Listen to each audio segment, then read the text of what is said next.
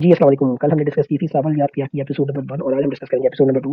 चलिए वक्त ज़ाया किए बगैर हम एपिसोड नंबर 2 डिस्कस करें। कल जो एम थी और 2 जहाँ से शुरू हो रही है वो यहीं से है कि सावन पिया को देखता है गाड़ी में बैठे होते हैं, वो कल शिफ्ट कर देता है तो जैसे वो उसका दीवाना हो जाता है। पिया अपने नए घर में आके काफ़ी खुश हो जाती है क्योंकि नया घर काफ़ी बड़ा होता है, उसके उसने परिंदे वगैरह भी कुछ पाले होते हैं, उनकी भी जगह अच्छी होती है। वो अपनी माँ से बड़ी खुश होती है कि हमने बड़ा अच्छा घर लिया है और घर काफ़ी बड़ा है और उसे काफ़ी पसंद आया। तो तभी वो बातों-बातों में आइडिया देते हैं कि हमें चाहिए कि जो बाबा ने हमारे जो बाबा असलम यानी काम करते हैं गैराज का, वो भी जो है वो किराए की जगह है, उसे किराए पे नहीं होना चाहिए, वो बल्कि अपनी जगह खरीद ले ताकि हमारी किराए से जान छूट जाए।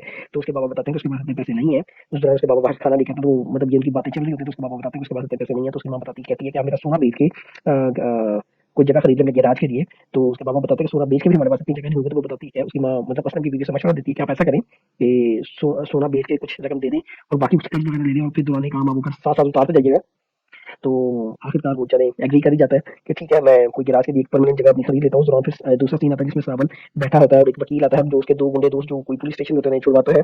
और श्रावण से रिक्वेस्ट करता है कि उसका एक और दोस्त भी जेल में है जो उसके लिए गुंडा काम करता है, तो उसे भी वो छुड़वाए। तो वकील उसे कहता है कि ठीक है मैं छुड़वा दूंगा।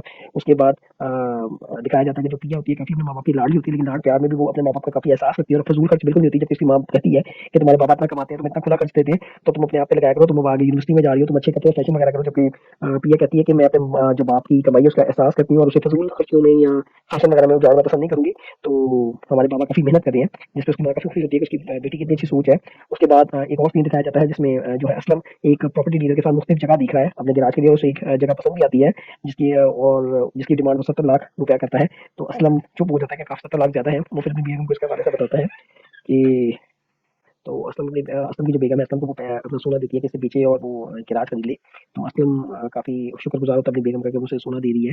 तो उसके बाद एकदम उस माजी का सीन दिखाया जाता है जिसमें असलम जुए खाने में बैठा होता है। उसका बच्ची वगैरह पैदा होती है और वो दिखाते हैं कि वो काफ़ी सारा पैसा हार चुका होता है। और वो जो सामने बैठा हुआ है शख्स जो गुंडा टाइप होता है वो उसे कहता है कि तुम एक काम करो, या तो तुम ये सारे पैसे दो मेरे, फिर तुम यहाँ से जा सकते हो, या एक और बाजी खेलो और उस बाजी में अपनी बच्ची को दांव पे लगाओ। और अगर मैं जीत गया तो तुम्हारी बेटी मैं कभी भी ले लूंगा जब मर्जी, और अगर तुम जीत गए तो तुम्हारे ये सारे पैसे माफ हो जाएंगे। जिसमें असलम काफी परेशान होता है। तो वो जुए के बाकी लोग भी उसे वो जो उसी गुंडे के साथ अंदर से मिले होते हैं उसे मोटिवेट करते हैं कि नहीं नहीं तुम ये बाजी लगाओ। इस दौरान उसका हमसाया आगे उसे बताता है, खबर देता है कि उसकी बेगम की मौत हो चुकी है, जिसका नाम शाकिरा होता है। तो उसमें काफी परेशान होता है, जाने लगता है। तो वो उसे पकड़ के पटाई करते हैं और जिद करते हैं, या तो तुम बाजी लगाओगे या तुम हमारे सारे पैसे दो, तो फिर यहाँ से जा सकते हो। उसमें उनकी काफी मिन्नतें करते हैं जबकि वो नहीं मानते।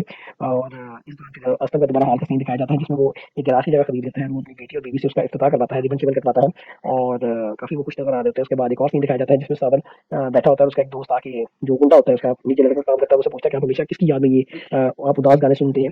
तो वो सावन बताता है कि उसे कभी जिंदगी में मतलब सोचों में गुम हो जाता है कि कभी उसे किसी लड़की से प्यार था जो कि बहुत अमीर थी, ये काफी गरीब था। तो जो थे कि उस लड़की के माँ बाप को ये पसंद नहीं था कि ये वो अपनी बेटी की शादी गरीब से करें, तो उसने उसे रिजेक्ट कर दिया था। तो फिर सीन दिखाया जाता है कि सावन उस लड़की के साथ ही मुलाकात करता है बाग में। तो उस लड़की के माँ बाप काफी अमीर होते हैं, उसका बाप और भाई वहां आगे पकड़ लेते हैं और इसकी बातों बातों में काफी बेइज्जती करते हैं, उसके मुंह पे पैसे मारते हैं कि हमारी बेटी को छोड़ दो।